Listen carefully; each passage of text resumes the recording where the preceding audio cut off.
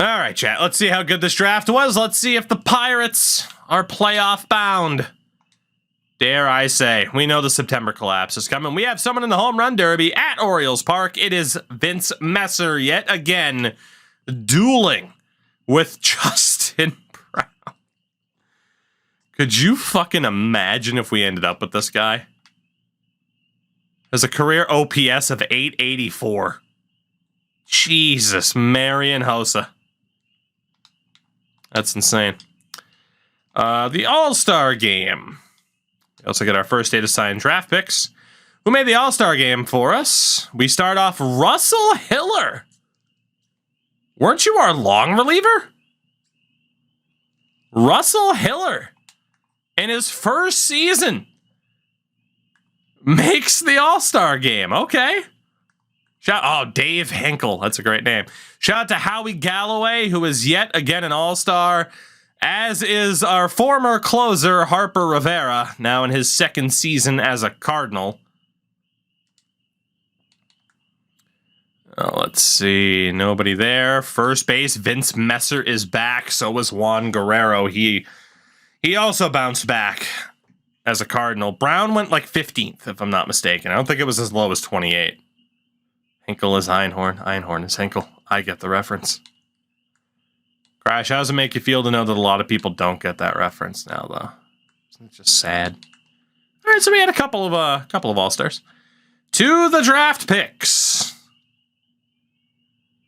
Oh, Mac, I didn't even look at his stats. I'll go give him proper focus in a minute. Mr. Holman, have we drafted a generational player? I would still say no. We have had very good players and players that have developed well. But in terms of someone who is like insta-stud, no. The closest we had was second baseman Andy Holland. And then he went into free fall overall-wise. That's why he's not on the team anymore. But, I mean, we do have Rick Gutierrez, Vince Messer, but neither of these guys started at like an 80 overall or anything like that. That said, Howie Galloway. 39 strikeouts to 9 walks. With a 2.02 FIP rating, which is insane. What happened to our catcher? He went to Baltimore years ago. He's not there anymore. He might have retired. I don't know what the hell happened to him, and to be honest, good riddance. Not re-signing with us. Good riddance. All right, next day to sign draft picks. We are going to have our work cut out for us here. Let's go back to Patrick Roberts. Still declined. No, he didn't. He wasn't even backing up Adley. Adley was already gone at that point. That's the crazy thing. Rutschman was already gone. He was in Chicago with the Cubs, if I'm not mistaken. But he definitely wasn't on Baltimore. He was behind a different primary catcher for a season, and then that guy left. All right, Mr. Roberts. Thank you. As we continue to try to work up the interest here for these guys, this is going to prove to be a little bit problematic. So Torero, 15th overall pick. Signs. Beautiful. Beautiful, which means we only got these 3 left. Ricky Hoff. Signs. And then there were 2.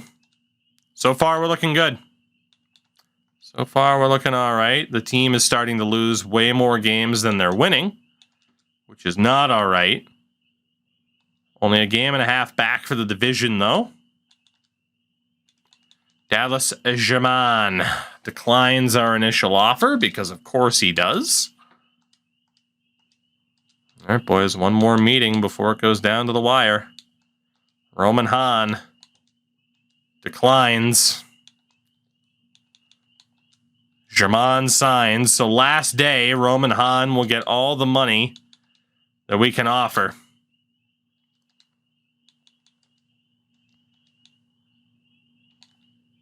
And he signs. It went down to the wire, but still, it's just 2 players that have refused to sign with us over the years. That brings us to seeing just how good this draft was. And we start off with the closer.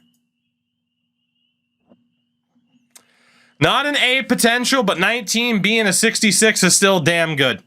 He's not like this elite out of the gates closer, but given how old Galloway is and some of our other relievers, I'm very happy with that pick. And again, importantly, he's a lefty. Ricky Hoff. So we did double dip. 22 B 73 overall out of the gates.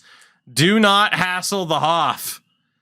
That is a damn good 1-2 punch to add to the bullpen over the next few years.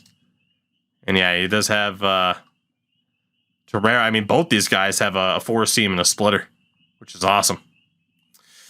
Roman Hahn, not bad. That's our third straight year with a second baseman who's just like that. He's a fine project. 22, born in 2018. Jesus. Oh my God. So in 2040, I will be 46 years old.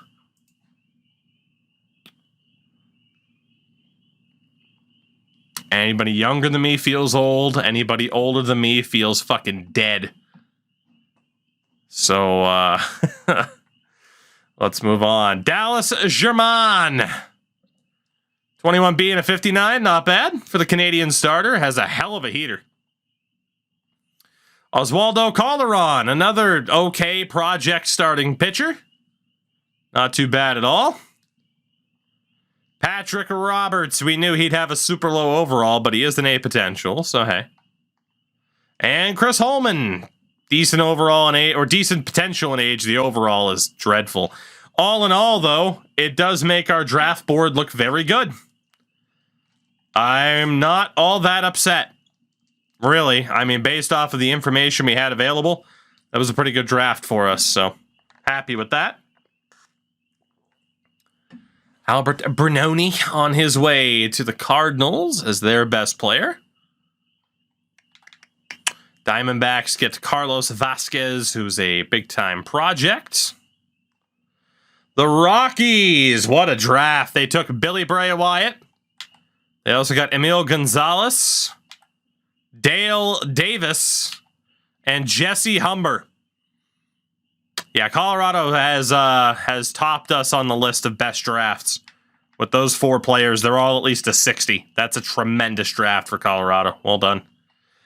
Dodgers end up with Jeffrey Beltre. Very good pick. They also end up with Freddie Bagley. Very good pick. And Shane Villa. Solid project. Good draft for the Dodgers. Padres get Benito Vasquez. Strong player. Their only really solid player. San Fran, Ozzy Lopez. That overall is a bit low for a 22-year-old. And Freddie Hill, who is fine. 65 at 21. Esteban Fernandez as well. Good potential, or a good overall, but a C potential, which is fine. But again, we're looking at high-end picks. Parker Gibbons. My nose itches like a son of a bitch. Parker Gibbons, best player to Baltimore in terms of potential. Boston, oh my God. Their best player was 44 overall, Kenny Whitley, in terms of potential. The Yankees, dare I say, just crapped all over themselves. Cleveland Cologne, number 1 overall pick. Well, couldn't have happened to a better team. Adrian Castilla was their best pick in terms of potential. Tampa, not a single B potential player for Tampa this year. Damn.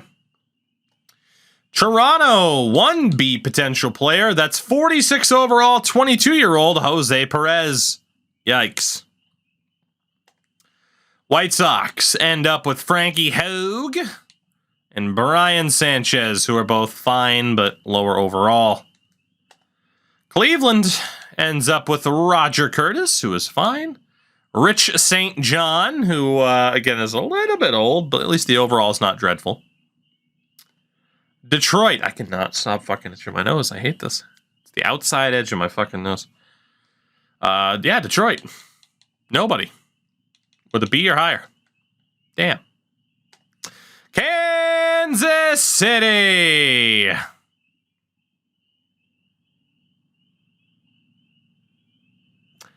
I don't know if he was available to us or not. Dallas just tied the game. Kansas City finds a generational talent outside the top 3. I don't know when he was drafted. I'm sure someone in chat's already looking it up. They also had Eddie Sixto as a reliever, but there was a generational player in this draft. That is right fielder Ricky Naylor. We had no idea. Minnesota with Dan Naylor, who is fine. You have Houston with Frederick Westbrook. Solid pick. And Elmo Sierra. Angels, best player. Ooh, Carl Lockhart. That's a good steal. 60 overall at 18 years old. A potential. Oakland with Matthew McDonald. Solid pick. They also end up with starting pitcher John Brindell. Fuck. That's a very good second to third round pick right there. That's a very good first overall pick. Wow. Had no idea about him either. Seattle ends up with nobody. Texas with Rodrigo Davila. And that's it. Aren't there always two? Not always. Not always, not always. Atlanta with Scotty Cameron. Very good pick. And R.D. Lindstrom. Two very good starters. Two very good starters. Paulie, what's going on? How are you tonight? Miami ends up with Bobby Kingman. Fine pick. And Will Loftus. Okay pick. And at the very end, Vernon Guillen. Yeah. Long way to go, but he's 18. It's a hell of a pick. The Mets end up with center fielder Chris Clark. Not quite generational because he doesn't have the 99 potential, but he's damn close.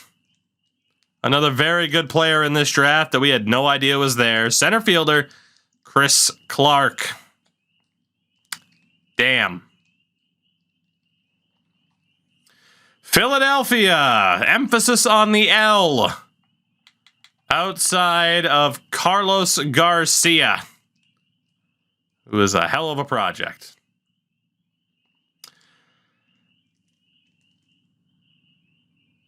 Washington ends up with Paul Blackwell.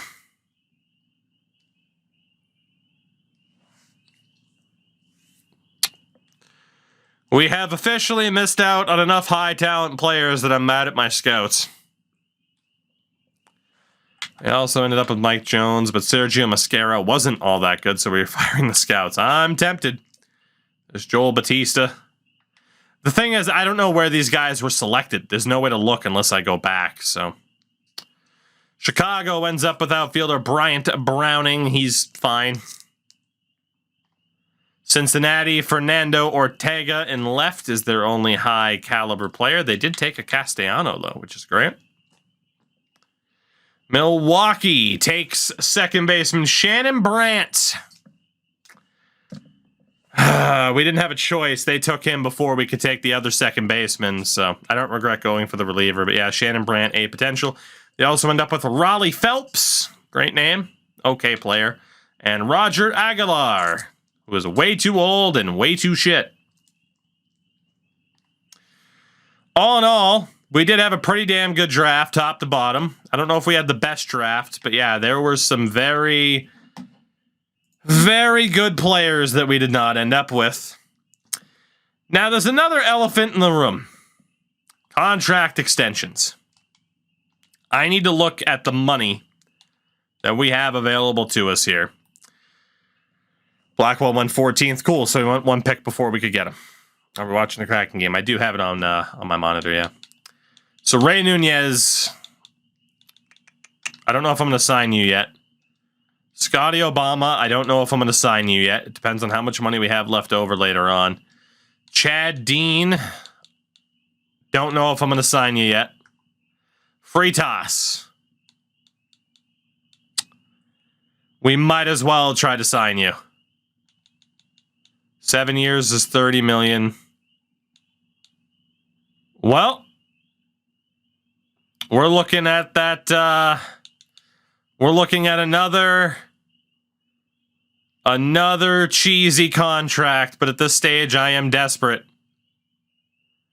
Can we lock down Fritas for the rest of his career?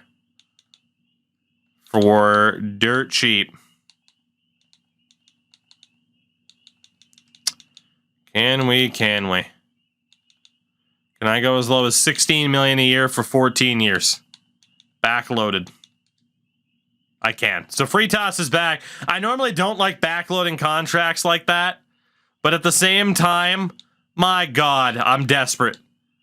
We'll re-sign Ricky McCann just to get that deal done. Shout out to Joe Thornton's beard. Appreciate you hanging out. We'll catch you later. We got $2.4 million for 3 years for Ken Hahn. And then there's the starters. There's Jason Gill, who needs a real contract. There's Grant Riley, who, thank God, has 1 year left of a renewable contract. Gary Dixon has 1 arbitration year left at $3.5 million. He wants a few more years, so we're going to be waiting for that. And then Russell Hiller, the All-Star, we got 2 years left at $780.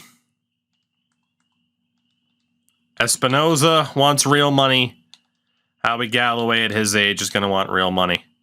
We'll see how much money we have left at the end of the season to be able to keep these players that are left. But we get the big Fritas deal done to kick it off. Lewis McCall right now is our only injury.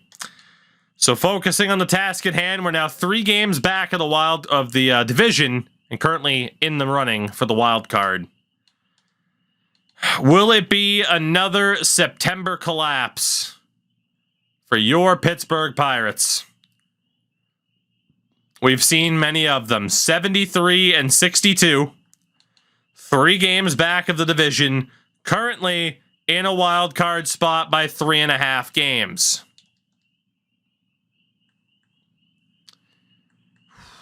We need call-ups in terms of a position player. Man, Tim Coe is a power hitter and a speed threat. Shout out to Tim Coe. And we'll also call up Luis Trujillo as a starter. Whoops, didn't mean to go this way, but we've committed. Let's bump these guys up to AAA just to get them some experience. So, we go to the rotation. Hiller has been insane.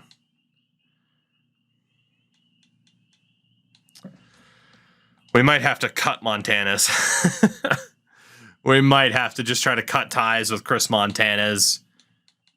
We got a lot of starters who aren't getting it done right now.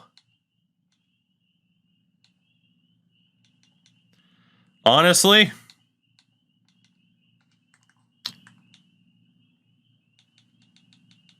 .406. Montanez has been let down by his defense. Dyer has just been terrible. Let's get Hiller into the rotation.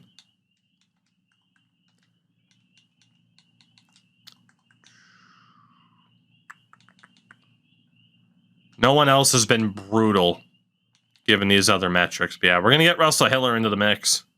Drop Alan Dyer to the bullpen. Only 19 strikeouts for Martins, but that's fair. I mean, he is, again, a contact type of option. Charles Spencer, his overall is in free fall. Jesus. Sir. What the hell happened to you?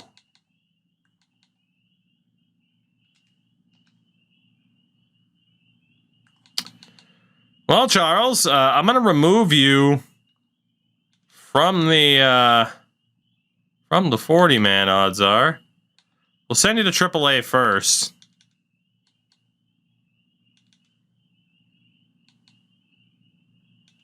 Maybe we, I'm not going to be able to add Ortega, right? Yeah. Is there anybody else I can remove from the 40-man?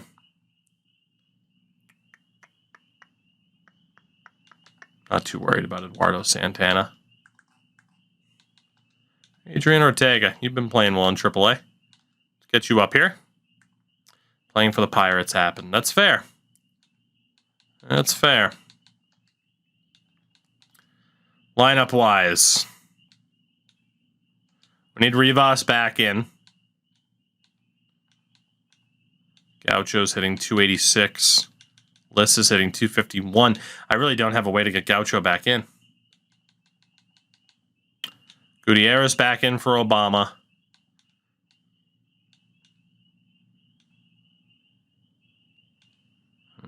We'll leave it like that. Rivas back in. Gutierrez back in. Works for me for now. Can this team become just the second Pirates team in this franchise to actually make the playoffs? That is the question. So we split games with the Cardinals. We do lose Eduardo Santana on waivers. I'm a little bit surprised by that, but at the same time, I'm not. It's not a huge loss for us, really, given the circumstances. I don't necessarily regret it. He's just kind of there. We win the series against the Dodgers. We have 4 games against the Padres. We split. 3 games back of the wild card, 3.5, or 3 games back of the division, 3.5 up on the wild card. San Fran, we win 2 out of 3. Still 3.5 back for the division, 4.5 up for the wild card, if not more. Might we do it? We sweep San Diego, 2 back of the division, with at least a 2.5 game lead on the wild card. 3 games against Cincy. We win 2 out of 3. We're a game back for the division. And still looking pretty good for the wild card. 3 games against San Francisco. We swept them. AAA Ball Club wins 82 games but still misses the playoffs, while the AA Ball Club also finishes over 500 and misses the playoffs. We are a game back of the wild card. Came back to the division. Keep doing that. I'm so used to looking at the wild card and hoping for the best. That's the reason. We would really have to blow this. 3 games against Philadelphia. We swept them. For just the second time in this entire gosh darn dang franchise, we're going to the playoffs. It's just a question of, will it be for the division, or will we make it as division winners, or will it be in a wild card spot? And we have 3 games against the Cubs, and we lost the first one. We lost the second. We are pissing away the division. If we win this game, though, we beat them on tiebreaker. We have to win this game to win the division. And we did.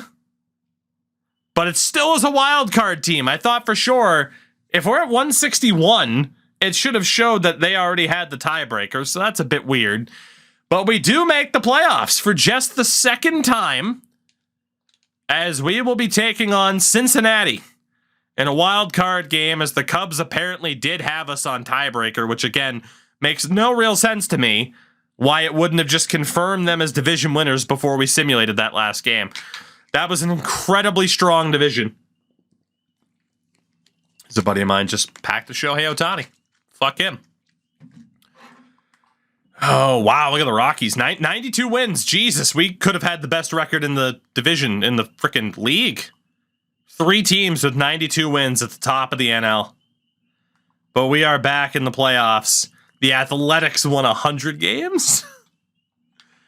We're back in the playoffs. Again, Pitt, Cincinnati, Washington, Miami, Toronto, Baltimore, Minnesota, Texas. The wild card matchups. Israel Gutierrez is our only player that is not currently at 100%. We'll take a look at our regular season stats in a moment. Well, we do not get 3 straight MVP seasons from Vince Messer. Cincinnati's Greg Marlin, the former Marlin, takes that award. AL-wise, I can't believe it. It's Justin Brown. Cy Young in the AL, Sebastian Arnaz, nobody that we know. In the NL, it is Carlos Trujillo. Can this motherfucker stop packing all the good shit? God. AL batting title, Baltimore's Kevin Walter with a 355. The NL is Greg Marlin. Reliever of the year, though, we already saw it. Howie Galloway. Look at that. 47 saves, 70 strikeouts. Incredible season for the veteran, Howie Galloway. Nobody that we know on the AL side. It goes to Minnesota's JT Frederick. Rookie of the year, Russell Hiller. Well, last time we had a rookie of the year, he ended up being trash, but shout out to Russell Hiller. 13-5, a 3.2 ERA, and a 131. Yeah, son of Jonas Hiller. Incredible. Incredible season for him. Did we have any other award winners? Gold Gloves, perhaps. Shout out to Calypso the Hippo. What a name. Thank you for the follow. Name of the night, perhaps. Vince Messer finished 3rd in Gold Glove voting. Ricky Gutierrez wins the Gold Glove for 3rd baseman. Okay. Fritas wins it at shortstop. Charles Rivas wins it in right. Or no, he doesn't. He finished 2nd. My bad. I just saw his name and I got excited. And then Silver Sluggers, Messer finished 2nd behind Jared Nunez of Colorado. And that looks to be it. We get some award winners. We make the playoffs. We said that any given year, this team could pop off. And apparently, this was the year. So we looked there. Ray Nunez only a 213 average. David Sung with a 185 behind him. Needless to say, we do not necessarily have catchers that hit well. Although Nunez in the playoffs before has delivered. He did hit 17 home runs. At first, Vince Messer, 40 home runs, 102 RBIs with a 299 average. Still on the steroids is Vince Messer, 3 straight seasons with at least 40 home runs and 100 RBIs. Insane. Pablo Ramirez behind him at DH, 25 home runs, a 286 average, which is awesome. And then, of course, Burnett has not played. Scotty Obama, 249 average for him. We still want him on as a speed threat. But Scotty actually got better this year. Probably because he didn't break his leg. We'll remove Eduardo Reyna. Ricky Gutierrez, 22 home runs, 88 RBIs, a 245 average.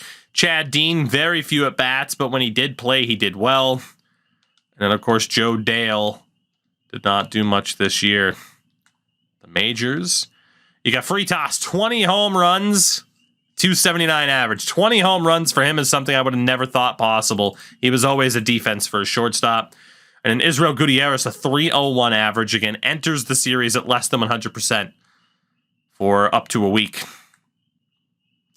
See, Hinojosa did not play and left. That was Ken Hahn. And when Ken Hahn played, Ken Hahn sucked. At least at the plate. We'll see if we keep Hinojosa around.